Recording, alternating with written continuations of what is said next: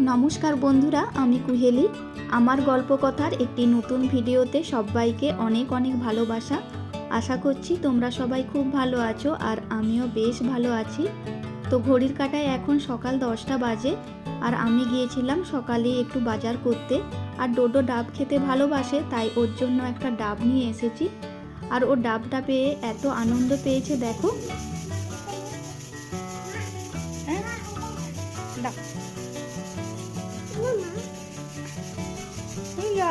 কি আনন্দ, মজা। এটা নাচি করতে, নাচ করলে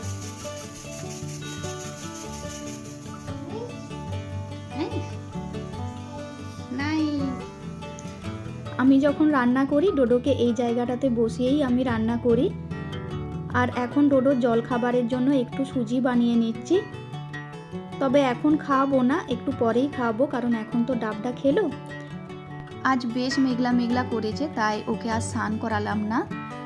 এই যে এবার রান্না করতে যেতে হবে, আর তার জন্য ওকে কমলা লেবু একটা ছাড়িয়ে টিভিটা চালিয়ে দিয়েছি, তা না হলে ও আবার রান্না করতে দেবে না। আর এখানে রান্নার আমি সব রকমের জোগাড় করেই রেখেছিলাম সকালে। রান্নার শুরুতেই আমি আবার ডালটা সেদ্ধ করে নিই, কারণ ডালটা সেদ্ধ হয়ে থাকলে আমার মনে হয় রান্নাটা অনেকটাই এগিয়ে গিয়েছে। আজ বানাবো লাউ দিয়ে মুগের ডাল। প্রেসার কুকারের মধ্যে সামান্য তেল দিয়ে লাউয়ের মধ্যে নুন আর হলুদ দিয়ে ভালো করে ভেজে নিতে হবে। আর ভাজা হয়ে এলেই ওর মধ্যে মুগ ডাল দিয়ে দিচ্ছি, আর মুগ ডালের সাথে লাউটা বেশ কিছুটা ভেজে নিয়ে জল দিয়ে এটা সেদ্ধ হতে দেব। আর এদিকে বানাবো আমি ফুলকপি আলু দিয়ে চিংড়ি মাছের তরকারি।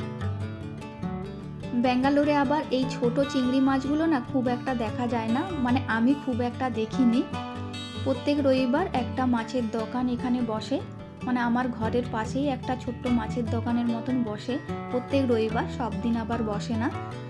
ওখানেই দেখেছি এই ছোট চিংড়ি মাছগুলো পাওয়া যায়। আমি অনেকটাই চিংড়ি মাছ কিনে নিয়ে চলে আসি, বাড়িতে বেশ ভালো করে পরিষ্কার করে নিই, তারপরে ফ্রিজে রেখে দিই।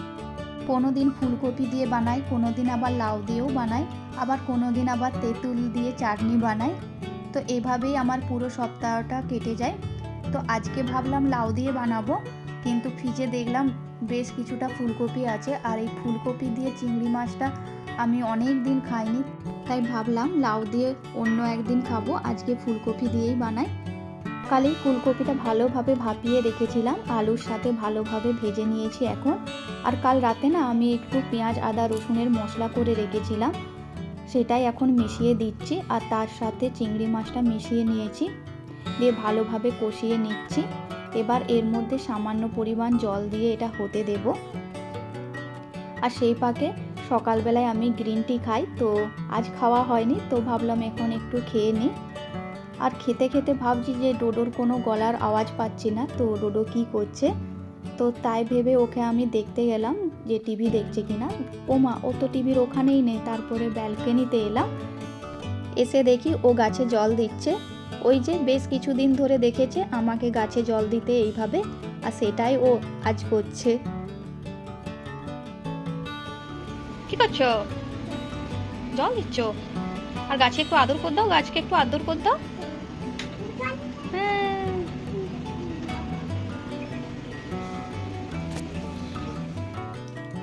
এদিকে প্রায় আমার রান্না হয়ে গিয়েছে, ভাতটাও হয়ে গিয়েছে।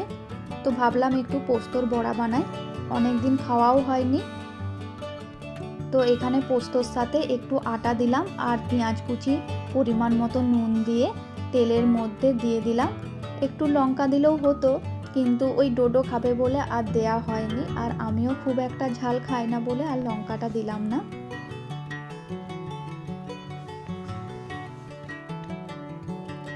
এবার ডালটা ছকে নিই। প্রথমে তেল দিয়ে তেলটা গরম করে নিচ্ছি। এই ডালটা ছকার জন্য না আবার সাদা তেলই দিতে হয়, সর্ষের তেল দিলে আবার খুব একটা ভালো লাগে না। তো তেলের মধ্যে শুকনো লঙ্কা, তেজপাতা, জিরে, কালো জিরে আর সামান্য একটু আদা গ্রেট করেও দিয়েছিলাম। এবার ডালের সাথে ভালোভাবে এসব মিশিয়ে নিয়ে উপর থেকে ঘি আর সামান্য গরম মশলার গুঁড়ো দিয়ে আর একটু চিনিও দিয়েছিলাম, ভালোভাবে মিশিয়ে নিতে হবে। তো অনেকটাই দেরি হয়ে গিয়েছে, ডোডোকে খাইয়ে নিই। আর এবার দেখো ডোডো ফ্রিজ পরিষ্কার করছে। আর এমন ফ্রিজ পরিষ্কার করেছে যে চারদিকে জল ফেলে দিয়েছে। এবার তো জল না মুছলে ওই পড়ে যাবে। আর এই সব করতে করতে আমাদের খেতে অনেকটাই দেরি হয়ে গিয়েছে। তাহলে ভিডিওটা আমি এখানেই শেষ করছি।